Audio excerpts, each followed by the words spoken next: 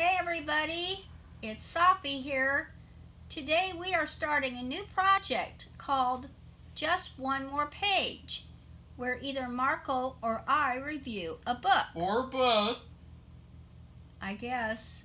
This project will be in addition to the movie and TV projects we already review.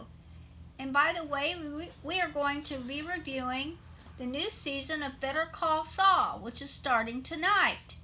So stay tuned for that as well. And it'll be like the second TV show because we wanted to do MasterChef Junior, but I kind of felt like I had to hold back a little bit too much in talking about the kids because some of the things that happened I really didn't agree with. So we scrapped that. We filmed a couple of episodes, and then for the regular MasterChef, we just don't like it enough to review it. But we're gonna be reviewing the new Better Call Saul. Okay, well, back to our new project called Just One More Page. Today I am reviewing A Cave of Bones by Anne Hillerman, which was published earlier this year. It is a continuation of a book series started by her late father, Tony Hillerman, about Navajo cops Sergeant Jim Chee, retired police officer Joe Leaphorn, and Chee's fairly new wife, Officer Bernadette Manuelito, or Bernie. They work for the Navajo Indian Reservation Police Force in Shiprock, New Mexico. The story is as follows. Police Captain Largo asks Bernie if she will assist a volunteer organization called Wings and Roots, who work with troubled teenage girls. They are hosting a weekend campout in the Rama Navajo district of the reservation. They want Bernie to give a speech to the girls about her job and what it's like to be a cop. The camping trip is taking place in the Malpais National Conservation Area, a place that looks like someone dropped a bunch of giant Oreo cookies on the ground. What looks like Oreo cookies, though, are sharp, jagged, volcanic black rocks sticking out of the ground everywhere. It's very hard to walk on it and move around, hence the name Malpais, which means bad country.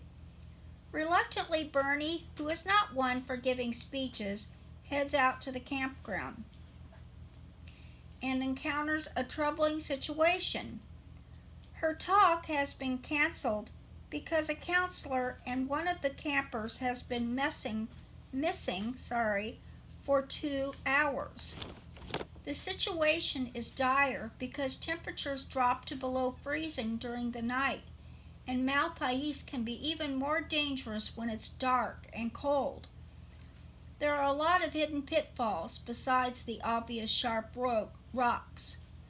Domingo, or Dom Cruz, is the missing counselor and photographer who is a very experienced hiker and is set to become head of the Wings and Roots organization. He deeply cares about the project and to helping people. The missing teenage girl, Annie Rainsong, has been disagreeable with everyone since joining the group campout. She had not wanted to come, but her mother had persuaded Wings and Roots to include her on the trip. After advising the girls about what to do and not to do when hiking and camping, each one had to take a solo hike, a chance for them to reflect on their lives. A counselor would follow them, but not too closely, so as to help them if they encountered any trouble. Dom Cruz had even worn a bear bell, which he originally bought to alert grizzly bears of his presence while hiking. In this case, what was supposed to be a 20-minute hike had turned into a 2-hour nightmare of worry for the other counselors and campers. Suddenly, Rainsong appears, crying, and is shocked and dismayed to discover that Mr. Cruz is not back. When she went hiking, the sound of Cruz's bear bell had stayed with her for a while, but then it stopped. She became lost and found a cave. Checking it out for bear or other wild animals with her flashlight, she didn't see anything bad and sat inside it near the entrance, pondering her next move. Adjusting her position in the cave, she felt something sticking into her side. When she put her hand down, she felt other hard objects that resembled bones. Remembering there could be ancient Native American burial sites in the caves around the area, she became frightened. Troubled teenager or not, Rainsong was still Navajo, and they believed that when someone dies, their bad spirits or chindi are left behind. This scared her, and she fled the cave, managing to find her way back to the other campers. Bernie and another counselor head up the trail to collect Rainsong's tent and bedroll. Also, the possible burial site needed to be confirmed and documented because Bernie will need to report it to the proper authorities. After finding the cave, Bernie returns to the campsite to report the disappearance of Mr. Cruz to the New Mexico State Police, which will activate a search operation to find people lost in the wilderness. Rainsong and the rest of Wings and Roots head back to headquarters, but on the way, Rainsong has some kind of an attack, and they have to rush her to the hospital. Bernie stays behind at the campsite to shepherd in the searchers. Mr. Cruz is still missing and time is of the essence. The temperatures are dropping and it looks like it's going to snow. Meanwhile, where is Officer Chi, Bernie's husband?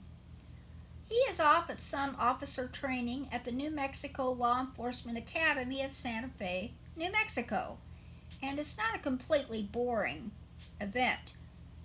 He has to deal with some investigative work that pops up during the conference. And what about Joe Leaphorn? He is retired but not done with investigating or offering valuable insight into criminal cases. Both Chi and Bernie will need his help later on in the story. So what happened to Mr. Cruz? How could an experienced hiker like him get lost? Why did Rainsong get so sick that she needed to go to the hospital? Then there's Bernie's sister, Darlene, who had had her own issues with alcohol and bad boyfriends in Hillerman's previous books. Because she has shown a talent for art, she is participating in a program for prospective students at the Institute of American Indian Arts in Santa Fe, New Mexico. Since Chi's conference is in the same town, Bernie asked him to check up on her from time to time. These books are easy to read, and there's plenty of twists and turns, unexpected happenings, and surprising outcomes to keep the reader engaged. Not only father but daughter manage to write a good story. They also make things even more interesting by weaving Navajo and other Native American culture into their books. Also, their environmental and weather descriptions further enhance their stories. For example, on page 15, Ann Hillerman describes the air that smelled mostly of the manila essence of ponderosa pine. If you want to have several weeks of enjoyable reading, check out Tony Hillerman's books like Sacred Clowns, A Thief of Time, and Skinwalkers. Not only will you be entertained, but see an evolution of the characters into where they are today. Since her father passed away in 2008, Ann Hillerman has written 3 books in this series, and Cave of Bones is her 4th. You can read this as a good standalone book, or go back to the beginning and read her father's books and continue through her last 4 in the series. You won't be sorry. If you like the Southwest and are interested in mysteries and Native American culture, The Cave of Bones and the other books in this father and daughter series is for you. So why would people want to read this book if you just spoiled the whole thing? No, I didn't spoil anything. There's so much I left out. Are you sure? I just put the very beginning and how it sets the tone. That's the beginning? The whole book is about. Ooh. The pinpoint of it is both Annie Rain's song and Mr. Cruz.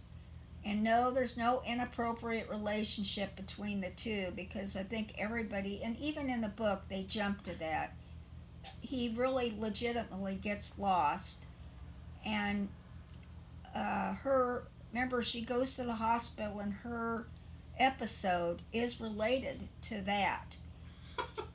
And just a spoiler is, I'll just say that they both have become exposed to something, and which affected them negatively in a physical way, and that doesn't even come out what it is and where it came from and who is responsible until the end, practically the end of the book. Okay, now that you're done spoiling, what do you have to actually say about the book? Well, I really enjoyed the series. What makes this one different than the other ones in terms of enjoyment? Well, one thing is I've been to this area. That's how I was able to describe Malpais, because I've actually walked around in Malpais, and it sounds like in the book where they are that there's a camping area where they can actually have smooth area to walk, but I actually try to walk on those jagged rocks, and it's really hard because they're sticking out everywhere. I mean, it's like a bed, a solid bed everywhere you look of these sharp black volcanic rocks. So it's an adventure book? Is it a book that takes place a lot in one area? It's a book that takes place in just this, on the Indian reservation, the Navajo Indian reservation. And it's I like these books because, well, they're mysteries, and like I said, a lot of different things happen. It's very subtle. It's not in your face. And I had trouble. I had no idea what happened. You had somebody. There's always a red herring thing, which means leads that go into a certain direction where you think that those are the people responsible or person responsible, and that turns out to be no, it's not. And in this book, especially, it sounds pretty quiet and like not a lot is going to happen, but it happens subtly. It's like the land they live in and the people they are. They just face it with they face their lives with a strong determination, and they get things worked out in a peaceful and organized and quiet manner. So I just love it hearing about the culture, because if you go to that area, there's either Mexicans or Mexican Americans. There's Native Americans of every description. There's Hopi, Navajo, Pueblo, and other ones I don't even know. Not Cherokee, but like Plains Indians. Is this the best one in her series of 3 books? Or is it the worst? Or is it no, they're all about the same. That's bad. I don't think so. That's terrible. It was good in that I couldn't figure out the answers until the very end. And even then, I mean, it took almost to the last page. And I'm pretty good at figuring things out, but if there are so many twists and turns that it wasn't that easy to figure out. So, what would you rate this book? Well, I'm not going to rate it in terms of how we rate TV shows and movies, but letter grades. I'll give it a 4 out of 5. What about letter grade? Would that be like a B? Yeah. A B plus? I'd say a B plus. I love the area. I love the people. It's very interesting. The food's really good, and there's just the fact that they're able to. Her father got several awards. I don't know if Ann Hillerman's gotten awards, but because he was able to incorporate so much of the area into the stories without it being forced. It was very natural and made it a really good part of the story. Made the stories enjoyable to read. And she's able to pick up from that. I think that's really good. And the thing that's changed too, like I said, the characters have evolved because they have gotten older and they've moved on, so they haven't just stayed the same. So, for instance, Joe Leaphorn, he used to be an active member of the force, and he was, I can't remember if he was the chief or not, but he got older. His wife had died of cancer. Um, he got shot.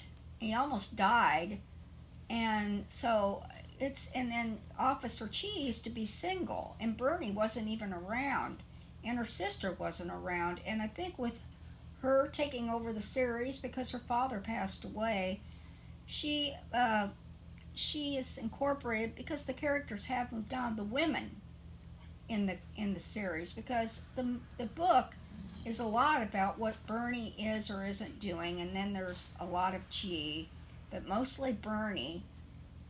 And then So how she's would brought you her sister in it too. how would you say the female characters in this book compare to the awful cardboard females in modern movies? Oh well, they're more three-dimensional because in the Navajo, I don't know about other Native American groups, but they just portray, they're very spiritual. And for example, I say that this girl, and even Bernie too, went into this cave, and it did have a burial in it. And it'd been, the way it sounded as if somebody had gone in there like a pot, what is it, a pot hunter? That's what they call these people who look for artifacts, and they see a burial, a Native American burial, and they just dig it up.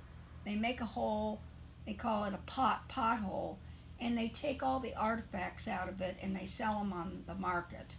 And Bernie, concluded that it was probably had been a pot hunter, a relic hunter, had dug up the grave and disturbed it. But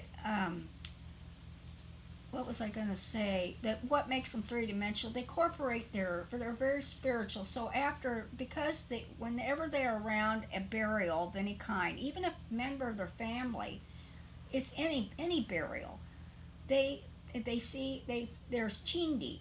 The Chindi are left behind, and they're the bad spirits. And so it's bad to be around them, and you have to go through a kind of ceremony to get rid of the negative. I don't know what you call it, vibes. They don't call it vibes, but the negative feelings that you get from being around burials or bad Chindi spirits. And so she'll have to, both Bernie and Annie Rainsong will have to do that. And she is actually a part healer, and can actually do this ceremony. And I could see that he would do that for them. So they're very three-dimensional in that they talk about their lives and their families and just the spiritual aspect of their lives. So anyway, it's a really good book series, and I recommend it. You could read these books over and over again. They're not boring, and and it's just interesting to read about the place. So. Is that it? Yes, that's it. So. Except for your book. I don't know who's going to be next in reviewing a book. It could be me, it could be both of us, or it could be Marco. Well, I happen to read a lot more than Marco, so. Well, it's funny. I already finished Twin Peaks: The Final Dossier. Ooh. And Safi hasn't. I haven't even started it. I finished this months and months ago, and I will say about that book is that I kind of hate it. Oh. Besides, there are a couple of satisfying pieces of info, but all of them should have been in season 3, and it just goes to show how unprofessional and discourteous the writers and directors were to the audience, and just telling you this character's in this place, they're having this issue. It's very discourteous how they just decided not to tell us so that they can be weird and different. I mean, it feels very it's queer. It really does feel like a money grab, exactly like how with Infinity War they chose to cut Thanos' backstory out, and they're going to sell it as a book that comes out in November. That's exactly what this felt like. This Twin Peaks: The Final Dossier felt like. So. Okay, well, I don't know who will be next, but we'll be bringing another book to you soon. And don't forget to listen to our review of all the Hitchcock movies we did for Hitchcock Week, and our review of the new season of Better Call Saul. What season is this, Marco? Season 4. Season 4. We're looking forward to it. It starts tonight at 9 o'clock Eastern Time on AMC, and we can't wait to watch it. So, goodbye, everybody. And we hope you like all of our videos. Yes, and if you like our videos, could you please like subscribe to our channel? And subscribe, because please. We had like 200 people watch our Alienist reviews, and none of them subscribed to us. But they watched or listened to the review. And I don't know why that is. Maybe it's just because I was being mean to the horrible choices that those awful writers and actors made with that show. I can't help if the quality was poor. I'm not going to sit around and be dishonest so that people can just hear what they want to hear. I'm going to talk about every single aspect of if something's good, bad, horrible. So. It was not bad and horrible. It was awful. I would never watch it again. Goodbye, everybody! Bye.